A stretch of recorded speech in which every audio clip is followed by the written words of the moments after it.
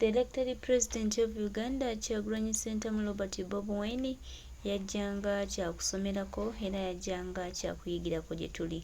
Baganda baffe, mikwano gyaffe, twongera obajjukiza n'obategeeza nti omukulembeze omulungi His Excellence Kyagulanyi Ssentamu Robert Bamwewunya Ssuubiri Uganda ajja kusomesa abo bonna abakyalemeddwa okusomesa, okutegeera n'abo bonna abalowooza nti bategeera naye nga amagezi gaabwe gakyali wansi nnyo.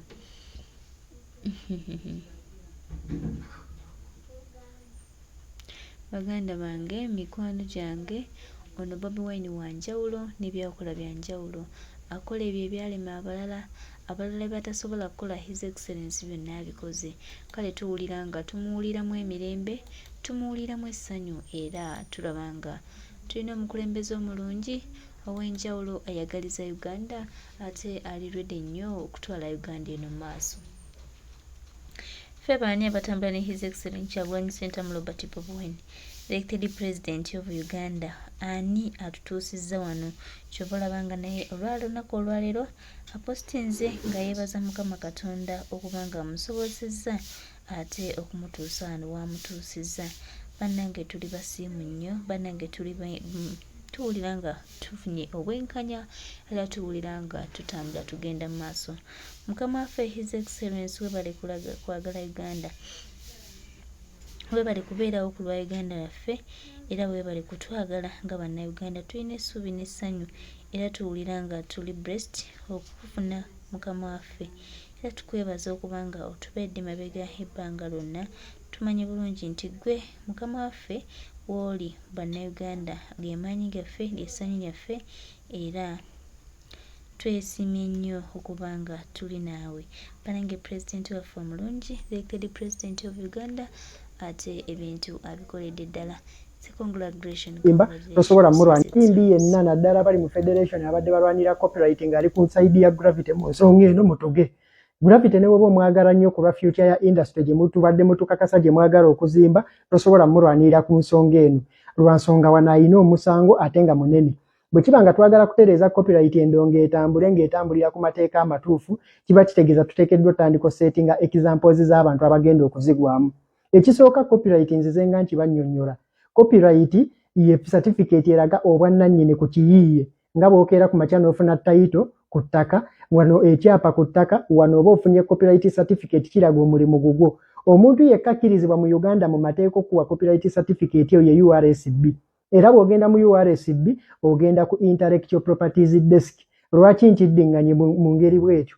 Abasinga mugenda ne munenya abayimbi nga balwaniridde emirimu gyabwe. Kati ng'olwaleero Bobi Wine walwanirira emirimu gye ku Gravity, naye kye mwerabira kimu. Okuyimba oba music property gy'osobola okukwata n'ogirikyestalinga bulungi n'ebayiyo era gy'osobola n'okusikiza abaana bo. Ng'olwaleero abaana ba Kafeero we basobola okugamba nti zino ennyimba zaffe kubanga kitaabwe yakola product n'azibalekera. Kati Bobi Wine waba yasekiwalinga emirimu gye ku lwa future ye n'abaana be baba abantu be baali birekera abamutuufu nnyo.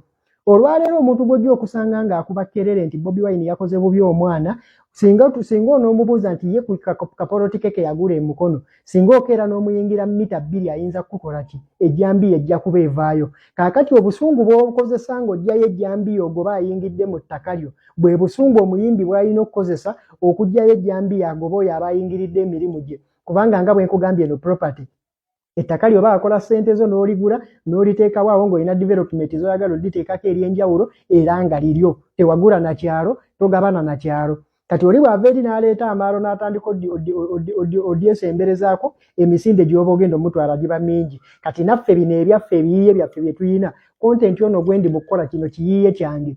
Kuba ntuula n'enkola lisaaki wange n'enkola biki n'enzija n'empresentinga mu ngeri gye mba nkipresentinzeemu. Mbawadde mbo kiteekako copyright okugira abo abaagala okkikozesa nga tebanfunyeeko lukusa ng'ate nze nateekamu obudde okikola ki? Okikola, okitegeera.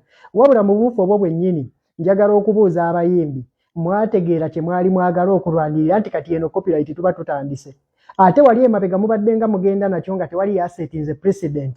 Kati Gravity asetinze president eri mmwe mwenna. Ndabye n'abaakafeero bamutiisatiisa oluyimba kati baagala dukola ki? Baagala kulugjayo. Kaakati mmwe bayimbi mmwe abatudde awo naddala abali emutundwe nga mwagala kuleeta copyright. Tetubalaba mu nsonga eno nga muwolereza Gravity. wadde n'akamu wadde n'akatini tekyetaagisa wadde kyemulina okugamba Gravity oluyimba luveeko oba genda osabe mu ddembe. Gravity wabakkiriza nti oluyimba luno lulwe oba yasampolinga mu mateeka era naye waddembe okuwandiikira YouTube mu buufu bwe buki mu buufu bwe bumu. Twabagamba ng'ekintu kye mwagala okuleeta nammwe kennyini abaagala okireeta temukitegeera kati mugenda kumanya amaanyi gaakyo n'obuyinza bwakyo. Buli tumaze ng'ebbanga nga tubagamba temusasula abaproducer temusasula abawandiisi. Abamu ku mmwe nga mutuwa n'excuse ne mugamba producer namusasula yavaamu. Omuwandiisi namusasula yavaamu. Njagala okubategeeza omanyize njagala nnyo bannyonnyola ebintu paka ne mubitegeera bulungi. Omuntu ogenda n'ogula ettaka lyo n'ozimba ennyumba. Ennyumba gy'ozimbyeko n'okeera ku makya ng'ogyagalamu amasannyalaze ku ttaka eriryo n'ekyapa kikyo gwakirina. Omusajja w'amasannyalaze ajja kujja quoting emmita ogigule waya ozigule ne buli kimu okigule osasule ne subscription fee akuteeremu amasannyalaze. Naye olw'okuba service eno ogenda kuba ogikozesa lubeerera ajja kusigala akusolooza ssente buli mwezi. Kati kitwale nti producer ye w'amasannyalaze. Ku sayidi y'omuwandiisi ye w'amazzi. Ow'amazzi n'ajja kujja akuguza emmita akusabe subscription fee akusabe buli kimu pulamba gy'asimeesimbe bateekemu. Wabula ku mwezi oteekeddwa okuba ng'osigala omusasula kubanga alina service gye yakuwa egenda okuba ng'ekutambuza lubeerera. Kati omuwandiisi knowledge we gw'aba akuwadde wa lubeerera. Producer knowledge gw'aba akuwadde wa lubeerera. Tewali at any point w'oyinza kugambira nti omugyamu olw'okuba wamuwa eno kye bayita down payment. Era ne bw'oba wamuwa down payment, negotiation y'okugula rights ze mu luyimba eba ndala. Era n'empapula ne zibaawo nga mugamba nti rights ze nazikola ki nazigula. Ba producer ke kaseera mugyeyo spreadsheet ezo muzikozese. Abamu ku bayimbi abagenda okusinga okukosebwa ne copywriting eteereddwa mu nkola ye mwe abayimbi ababadde nga babba ssente z'abaproducer n'abawandiisi nabo bajja kujja bakireiminge. Kati eno keeki gy'obadde olemera ng'ogirya wekka nga banno wabakuba ebikono bagenda kudda bakireiminge. Kino kye kitegeeza copyright. Kati nkugambye precedence esetingiddwa. Ejja kubayo producer omwe ajja akibuuke ajja abeeko omuyimbi gwayiri byamugambye ojja kumpa ebyange kizuukuse ne baproducer n'abawandiisi bonna. Awo we tulaga baganda bange bulijjo ekyo kye musaba bwe muba nga bulijjo mumanyi mutuddeawo butuuze nti copyright ejje simanyi ebeerewo ekole kinedda ekola eruma omanye etteeka bbi nnyo nga lirumye ggwe kwolwo naye nga liba liteekeddwa okubeerawo ate likole kirikole. So Gravity asaana kuvaayo akole kye bayita public apology ekyokuba nti yagezezzaako okubba omulimu gw'omusajja. Kuno tekuba kukozesaako tekuba kwesembeeza tekuba kukola kikuba okubba okuwedde emirimu. Singa ogezaako okukozesa emirimu gy'omuntu nga temukkiriziganyizza takuwadde lukusa. Kati ate bw'ogattako n'okumuvuma okujja okumu-blackmailinga kati ate awo kiba kisusse. So Gravity kino kikuwe kyakuyiga nti oddeyo oyiye. Kati wuyo wagenze kuprovokinga bintu by'abaana ba Kafeero nabo oluyimba lwo baagala ddujjayo. Kino kye tuzenga tugamba abayimbi buli kintu ky'okola kibeeko olupapula. Kati omwana agamba yakusinkana ne munyumyamu kyabbode tubaganye ekyabbode naye temuwulira. Kati mwanyumyamu bunyumya kitegeeza oli ati naawe basobola okuholdinga at ransom tulujjayo tetulujjayo.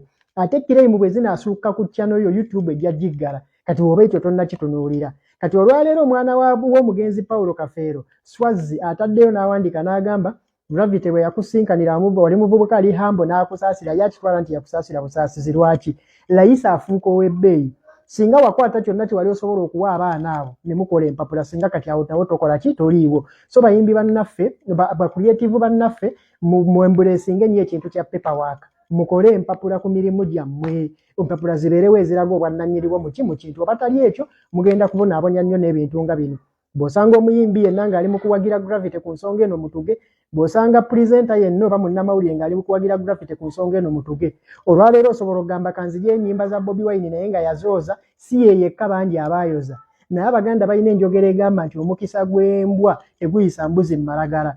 Embwa esobola oyita mu musiri gw'amalagala n'eyitawo n'etambula ng'egenda eniigiina n'ebulirayo wabula embuzi tesobola ebagirengerera bagikubirawo. Ky'oli mu kukola kati bakiyita mubbi kugoba nnyini ttooke. Nnyini ttooke akusanze mu lusuku lwe ng'oli mu kulibba kyokka ggwe omubbi omwekwalizaamu oyagala mugoba misinde. Nedda nze ng'omuyiiya sisobola kukkiriziganya naawe ku nsonga eno weetondera omusajja okusinga okumuinsawutinga n'omu-blackmailinga kubanga wabadde oli mu kubba mirimu gye. Mwebale nnyo. Njagala okubajjukiza baganda bange aba Media nga bano basangibwawo ku Energy Center P433 batunda kalonda w'ebyaba DJ yenna mixers, microphone, amplifiers, biki laptops byonna. Then bakolera ne consultants gwa yagala okuyingira mu business y'ebyuma naye nga togitegeera bulungi ne babanga basobola okugaidinga n'okuguza ebyuma byonna bye weetaaga. Genda ku Energy Center P433 DJ Miki n'omuyimbi we Bashirat babe nga bakuweereza bulungi nnyo empeereza ya mulembe obaga akasirya yansindise mwebale.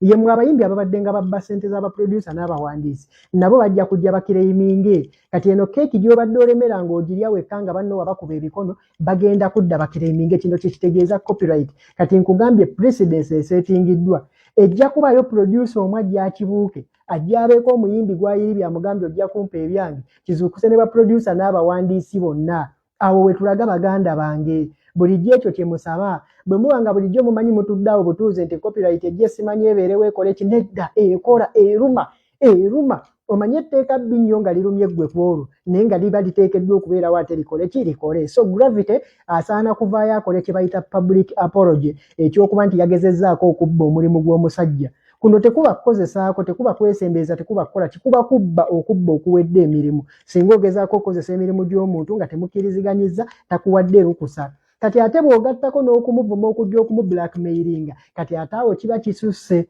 So Gravity kino kikuwe kyakuyiga nti oddeyo oyiye kati wuuyo wagenze kuprovokinga bintu by'abaana ba Kafeero nabo oluyimba lwo baagala ddujjayo. Kino kye tuzenga tugamba abayimbi buli kintu ky'okola kibeeko olupapula. Kati omwana agamba yakusinkana ne munyumyamu kyabbode tubaganye ekyabbode naye temuwulira. Kati mwanyumyamu bunyumya kitegeeza oli ati nawe basobola okuholdinga at ransom tulujjayo tetulujjayo. Ate kiremu bwe zinaasukka ku channel yo YouTube ejja jiggala kati woba ekyo tonna kitunuulira. Kati olwaleero omwana w'omugenzi Paulo Kafeero Swazi ataddeyo n'awandika n'agamba Gravity bwe yakusinkanira wali muvubuka ali hambo n'akusaasira yakitwala nti yakusaasira busaasizi lwaki layisa afuuka ow'ebbeeyi. Singa wakwata kyonna kiwali osobola okuwa abaana abo ne mukola empapula singa kati awo tawo tokola ki toliiwo. So bayimbi bannaffe bakreative bannaffe mwembuleesinga ennyo ekintu kya paperwork mukole empapula ku mirimu gyammwe empapula zibeerewo eziraga obwannannyiriwo mu kintu oba tali ekyo mugenda kubonaabonya nnyo n'ebintu nga bino. Bw'osanga omuyimbi yenna ng'ali mu kuwagira Gravity ku nsonga eno mutuge bw'osanga presenter yenna oba munnamawulire ng'ali mu kuwagira Gravity ku nsonga eno mutuge. Olwaleero osobola okugamba kanzigye ennyimba za Bobi Wine naye nga yazooza si ye ali hambo n'akusaasira yakitwala nti yakusaasira busaasizi lwaki layisa afuuka ow'ebbeeyi. Singa wakwata kyonna kiwali osobola okuwa abaana abo ne mukola empapula singa kati awo tawo tokola ki toliiwo. So bayimbi bannaffe bakreative bannaffe mwembuleesinga ennyo ekintu kya paperwork mukole empapula ku mirimu gyammwe empapula zibeerewo eziraga obwannannyiriwo mu kintu oba tali ekyo mugenda kubonaabonya nnyo n'ebintu nga bino. Bw'osanga omuyimbi yenna ng'ali mu kuwagira Gravity ku nsonga eno mutuge bw'osanga presenter yenna oba munnamawulire ng'ali mu kuwagira Gravity ku nsonga eno mutuge. Olwaleero osobola okugamba kanzigye ennyimba za Bobi Wine naye nga yazooza si ye yekka bangi abaayoza. Naye Abaganda balina enjogera egamba nti omukisa gw'embwa teguyisa mbuzi mu malagala. Embwa esobola oyita mu musiri gw'amalagala n'eyitawo n'etambula ng'egenda eniigiina n'ebulirayo wabula embuzi tesobola ebagirengerera bagikubirawo. Ky'oli mu kukola kati bakiyita mubbi kugoba nnyini ttooke. Nnyini ttooke akusanze mu lusuku lwe ng'oli mu kulibba kyokka ggwe omubbi omwekwalizaamu oyagala mugoba misinde. Nedda nze ng'omuyiiya sisobola kukkiriziganya naawe ku nsonga eno weetondera omusajja okusinga okumuinsawutinga n'omu-blackmailinga kubanga wabadde oli mu kubba mirimu gye. Mwebale nnyo. Njagala okubajjukiza baganda bange aba Media nga bano basangibwawo ku Energy Center P433 batunda kalonda w'ebyaba DJ yenna mixers microphone amplifier mukole empapula ku mirimu gyammwe empapula zibeerewo eziraga obwannannyiriwo mu kintu oba tali ekyo mugenda kubonaabonya nnyo n'ebintu nga bino. Bw'osanga omuyimbi yenna ng'ali mu kuwagira Gravity ku nsonga eno mutuge bw'osanga presenter yenna oba munnamawulire ng'ali mu kuwagira Gravity ku nsonga eno mutuge. Olwaleero osobola okugamba kanzigye ennyimba za Bobi Wine naye nga yazooza si ye yekka bangi abaayoza. Naye Abaganda balina enjogera egamba nti omukisa gw'embwa teguyisa mbuzi mu malagala.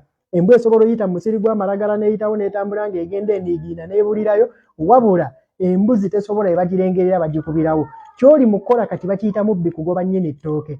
Nnyini ttooke akusanze mu lusuku lwe ng'oli mu kulibba kyokka ggwe omubbi omwekwalizaamu oyagala mugoba misinde. Nedda nze ng'omuyiiya sisobola kukkiriziganya naawe ku nsonga eno weetondera omusajja okusinga okumuinsawutinga n'omu-blackmailinga kubanga wabadde oli mu kubba mirimu gye. Mwebale nnyo.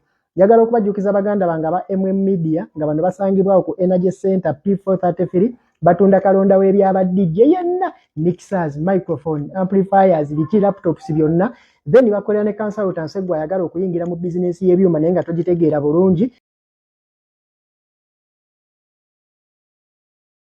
tweyanzizza nnyo mukwano gaffe weebale kusomesa abo abataagala kuyiga era abataagala kusoma. Ffe tuliwo basomesa na kubategeeza nti oluusi bye bakola bandisoose nga ne batunulamu ne bamanya pulezidenti gwe bawamba nti pulezidenti w'abantu ate bannayuganda bamukkiririzaamu. Era byonna bye mukola mubikole nga mukimanyi Kyagulanyi Ssentamu Robert Bobo Ndekeri President of Uganda yabayitako nnyo ate kigenda kuba kizibu nnyo okumusanga oba okumukwata. Ffe tuli basiimu nnyo era twongera obajjukiza nti tewali agenda kutuuza mabega okuggyako tuli bakutambula lugendo paka kuwulira bubi.